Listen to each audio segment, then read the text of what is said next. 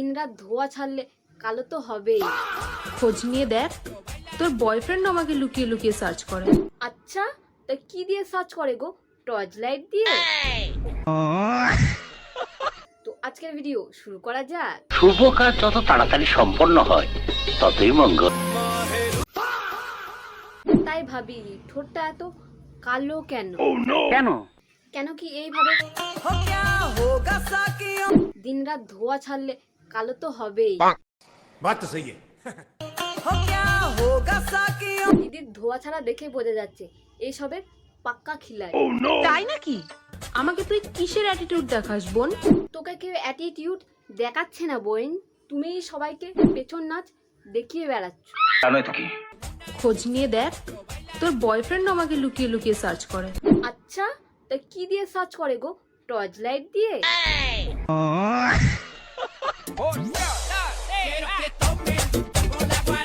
আরে বাস, দিদি তো দেখছি পেছনের সাথে সাথে ভুড়িও বেশ নাচাতে পারে। হ্যাঁ, তা তো দেখতেই পাচ্ছি। আসলে তো তোমাকে উইশ করার অধিকার আমার আর নেই। এই এক মিনিট, কয়েকদিন আগে চড়া করে সিঁথিতে সিঁদুর পরে ঘুরে বেড়াচ্ছিল, আজ কোথায় সিঁদুর? আসলে তো তোমাকে উইশ করার অধিকার। সিঁদুর নিয়েও এখন খেলতে শুরু করে দিয়েছে। ইচ্ছা হচ্ছে পড়ছে, ইচ্ছা হচ্ছে না মুছে দিচ্ছে।